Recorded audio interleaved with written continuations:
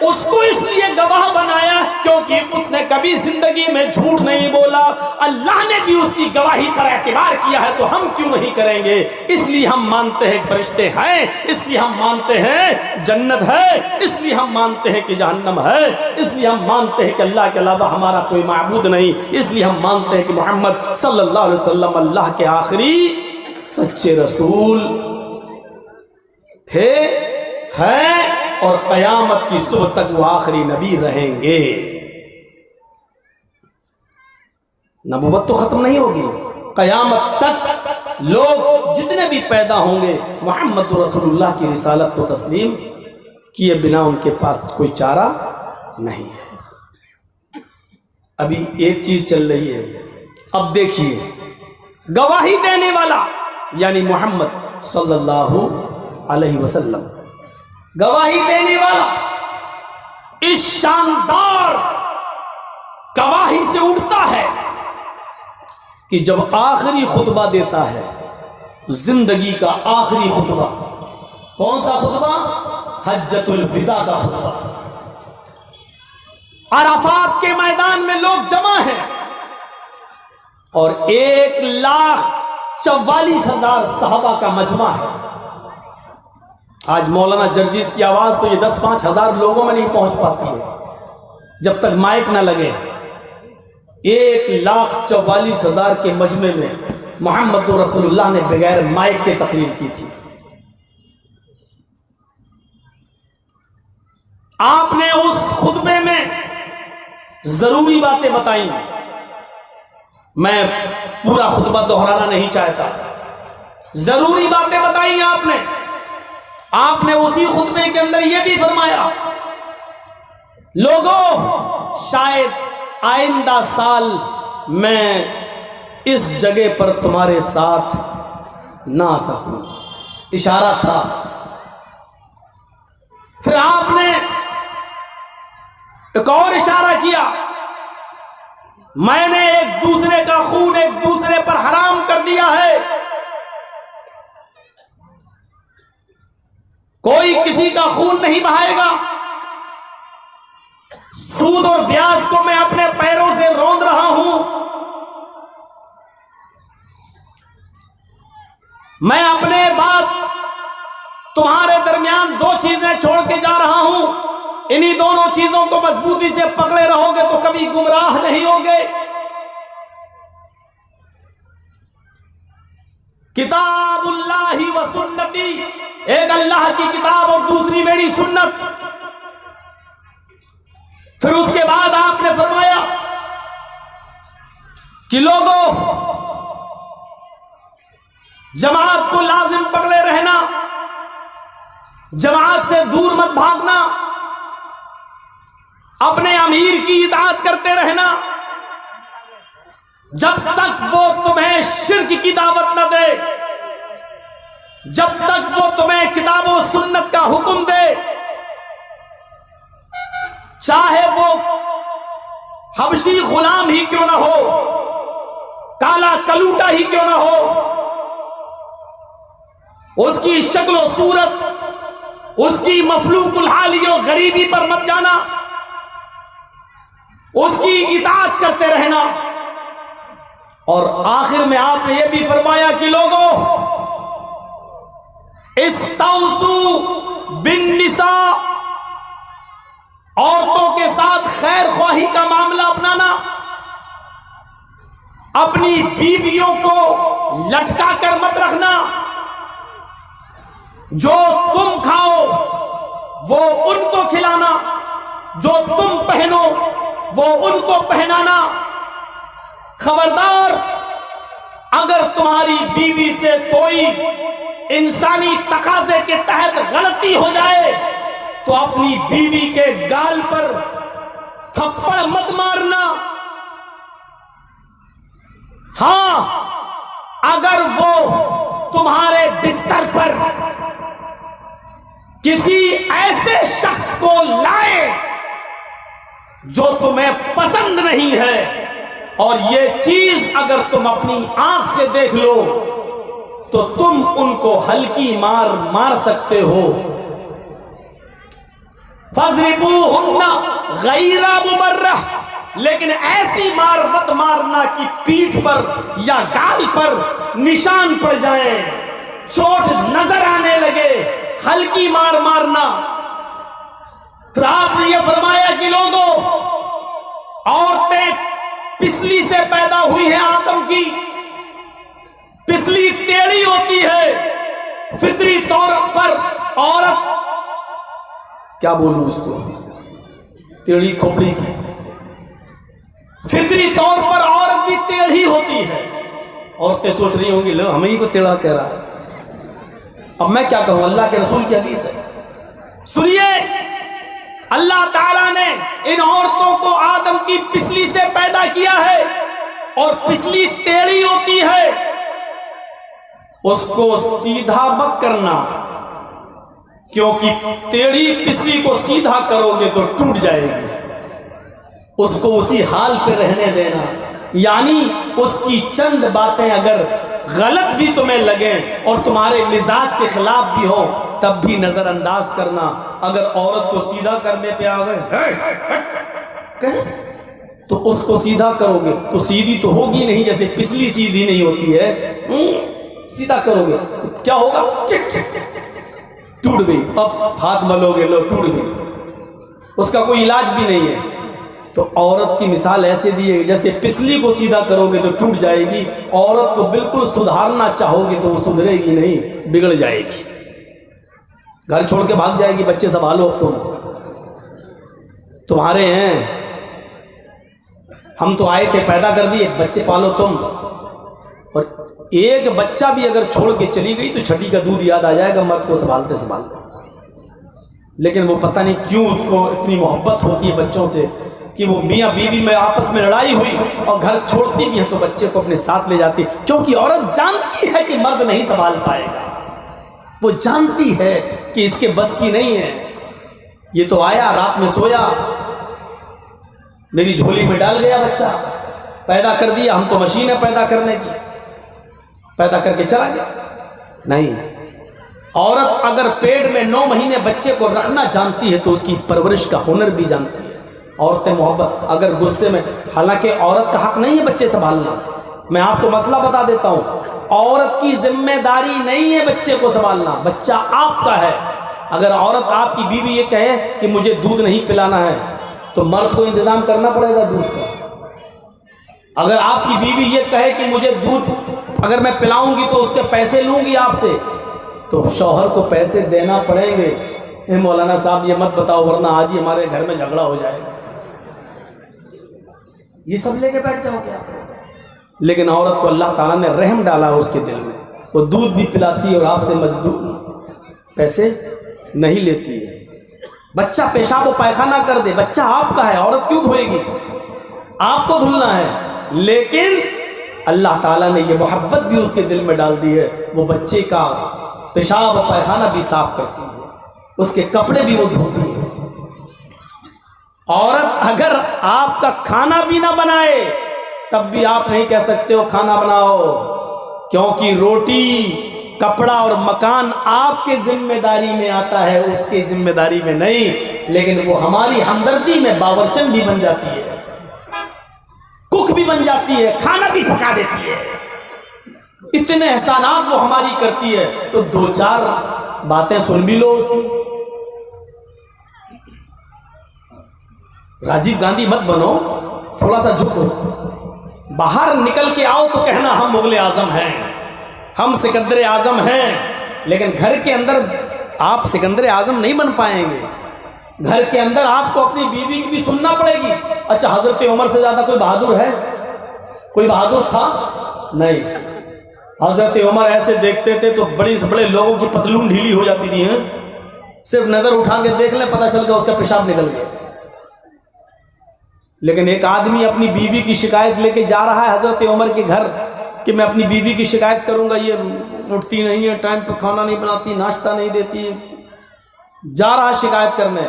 حضرت عمر فاروق کا دروازہ کھٹکھٹاتا ہے، اندر سے آواز آئی باہر بیٹھو میں ابھی آ رہا ہوں، وہ بیٹھ گیا۔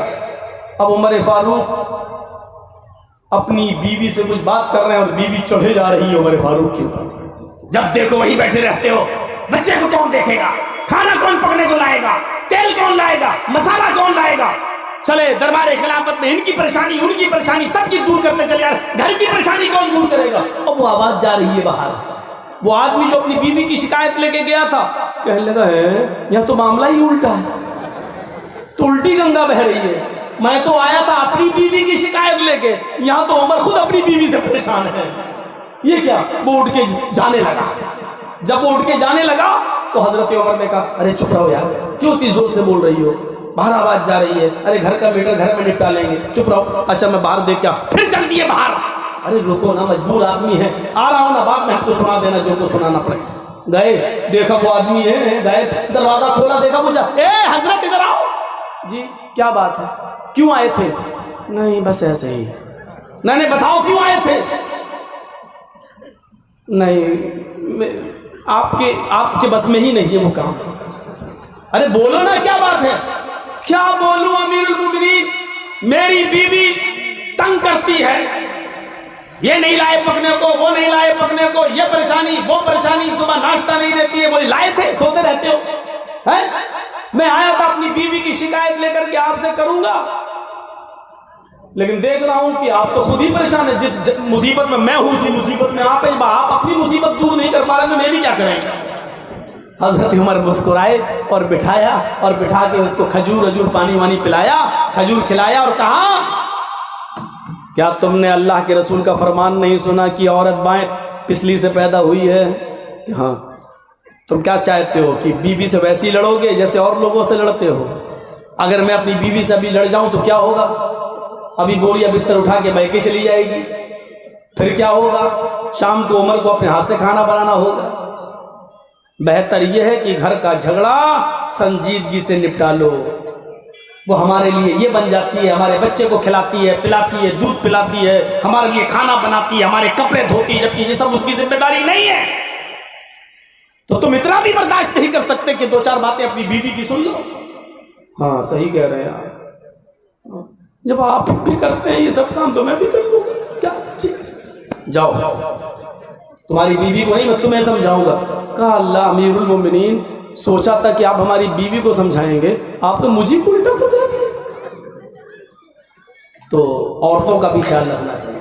और यही अल्लाह के रसूल ने उस खुतबे हज्जतुल विदा में खुतबा दिया था। क्या कहा था, सुनो, जो खुद खाओ वो अपनी बीवी को खिलाना, जो खुद पहनो वो अपनी बीवी को पहनाना। जब भी दस्तरखान पर खाना खाने के लिए बैठो तो अपनी बीवी को भी अपने पास बिठाना, क्योंकि आम तौर पर बीवियां ऐसा करती हैं कि पहले शौहर खाना खा ले उसके बाद वो खाती हैं। ये तरीका सही नहीं है। बंगाल में हमने अक्सर यही देखा है, औरतें जिनसे पूछा, नहीं पहले हमारे यहाँ तरीका पहले मर्द खाना खाते हैं फिर औरतें। नहीं, शादीशुदा औरतों को चाहिए कि वो अपने शौहर के साथ बैठकर खाना खाएं। शौहरों को चाहिए कि वो खाना खाएं तो अपनी बीवी को अपने पास बिठाएं। क्या वो हदीस नहीं सुनी आपने? अल्लाह के रसूल ने फरमाया कि अगर रोटी का एक लुकमा उठाकर प्यार से आप अपनी बीवी के मुंह में रखते हैं, खिलाते हैं उसको, तो इस पर भी अल्लाह सवाब देता है। जब आपकी बीवी आपके बाद खाएगी तो आप अपनी बीवी को खिला पाएंगे या आपकी बीवी आपको खिला पाएगी? ये तलाकों की नौबतें और मियां बीवी के दरमियान जो जुदाइयां पैदा हो रही हैं वो यही तो है कि हमने दूसरों की देखा देखी और टीवी पे आने वाले सीरियल जब से हमने हमारी औरतों ने देखना शुरू किए तब से ये खुराफातें हमारे यहाँ आने लगी और तलाकों की नौबतें। अब खाना खाते वक्त शौहर अपनी बीवी के साथ बैठ के खाना खाए तो आप बताइए नफरत पैदा होगी। एक लुकमा शौहर अपनी बीवी को खिलाए, बीवी अपने शौहर को खिलाए, ये कभी बताइए उस घर में कभी जुदाई पैदा होगी? आपकी बेटी आपके घर में ये सब देखेगी तो कल उसकी भी शादी होगी, वो भी अपने माँ से यही तजर्बा हासिल करके जाएगी। कल वो किसी की बीवी बनेगी तो वो भी अपने शौहर को खुश रख सकेगी। ये तजर्बे की बुनियादें हैं जो जनाब मोहम्मद रसूलुल्लाह सल्लल्लाहु अलैहि वसल्लम ने बनाई है और बताई हैं। यहाँ तो औरतों का उल्टा हिसाब है बंगाल के अंदर। पहले मर्द खाएगा, जब मर्द खा लेगा तब औरतें। इसको कहते हैं कि औरत मर्द के साथ खाए तो कहते हैं देखो बराबरी कर रही है। अच्छा वाह साहब, ये बराबरी कहां से आ गई है? अल्लाह के नबी फरमाते हैं अपनी बीवी को भी खिलाओ जब तुम खाओ। جب تم کھاؤ یعنی اس کو بھی اور جو تم پہنو اس کو بھی پہناؤ۔ اگر ان سے کوئی غلطی سرزد ہو جائے تو ان کو تم مارو نہیں، اور اتنی بڑی غلطی اگر دیکھ لو کہ اپنے بستر پر کسی غیر مرد کو وہ بلائیں اور تم ان کے ساتھ ان کو دیکھ لو، تب تم ان کو مار سکتے ہو۔ فَاضْرِبُوهُنَّ غَيْرَ مُبَرِّحٍ، ایسی مار نہیں کہ جو نشان ڈال دے، یعنی لاٹھی اور ڈنڈا اٹھا کر ٹھکائی نہیں ہونی چاہیے۔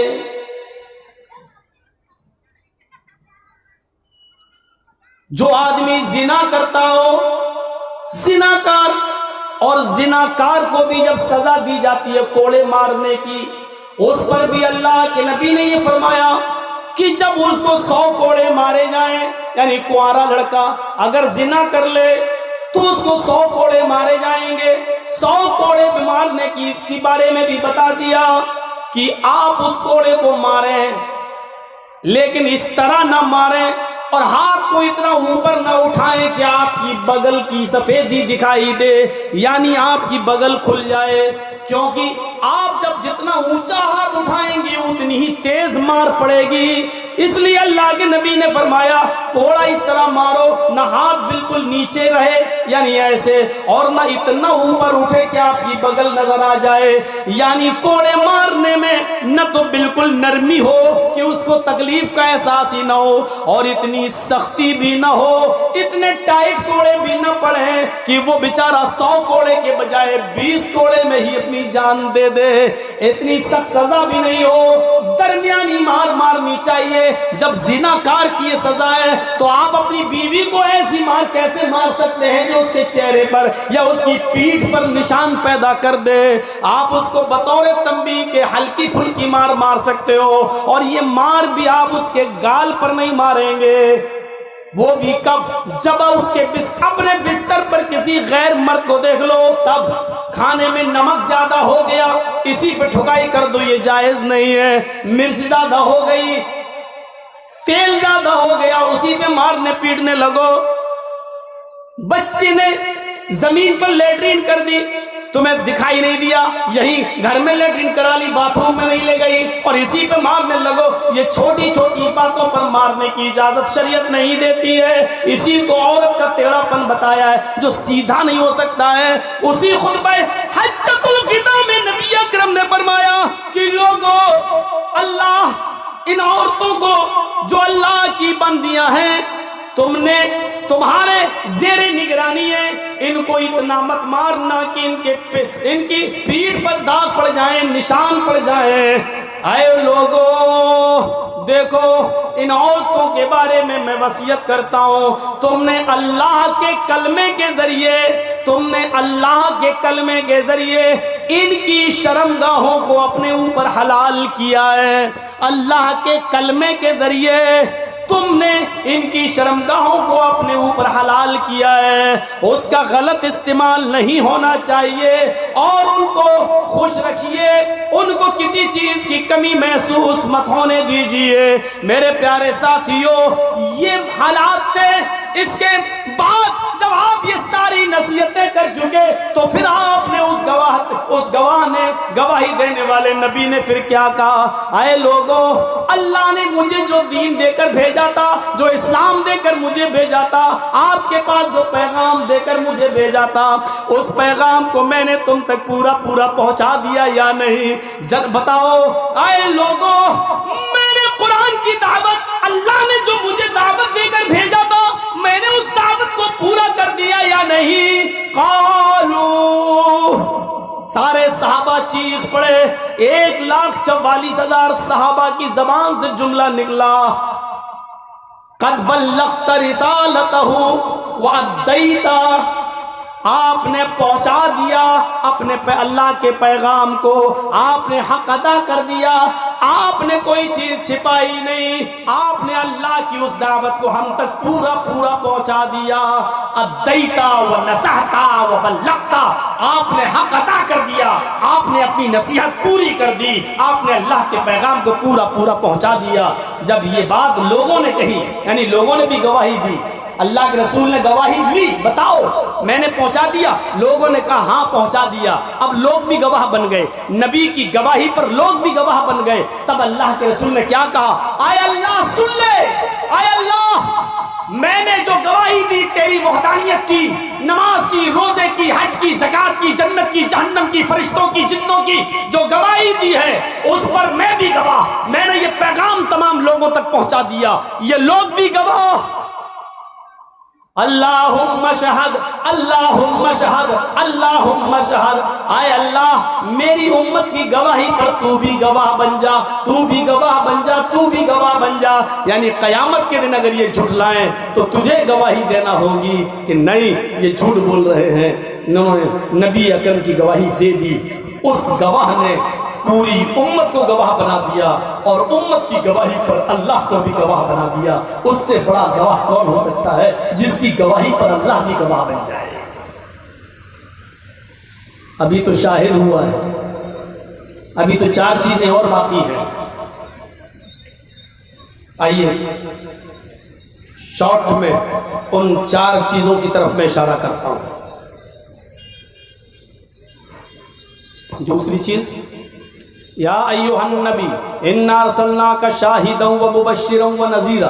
دوسری چیز مبشر، اے نبی ہم نے شاہد بنا کر بھیجا، نہیں گواہی دینے والا، و مبشر اور اچھے کام کرنے پر جنت کی بشارت دینے والا بنا کر بھیجا۔ اچھے کام کرنے پر جنت کی بشارت، جنت کی بشارتیں اتنی ہیں، چھوٹے چھوٹے کام پر بھی جنت کی بشارت کرنے والا چاہیے۔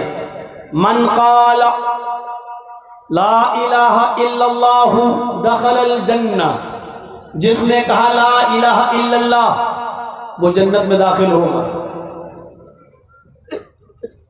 اب دیکھیے آگے کتنی آسان ہے جنت نا، لا الہ الا اللہ، لو مل گئی جنت۔ آگے دیکھیے، من قال لا الہ الا اللہ دخل الجنہ، جس نے کہا لا الہ الا اللہ وہ جنت کے اندر داخل ہوگا۔ دوسری حدیث دیکھیے، من مات لا یشرک باللہ شیئا دخل الجنہ، ادھر بھی جنت کی بشارت، جس کی موت اس حال میں آئی کہ وہ اللہ کے ساتھ کسی اور کو شریک نہیں کرتا تھا، یعنی شرک نہیں کرتا تھا، وہ توحید پر مرا۔ جو مرتے وقت شرک میں مبتلا نہیں تھا اور توحید پہ مرا تو وہ کیا ہوگا؟ دخل الجنہ، وہ بھی جنت میں جائے گا۔ جنت دیکھیے کتنی آسان۔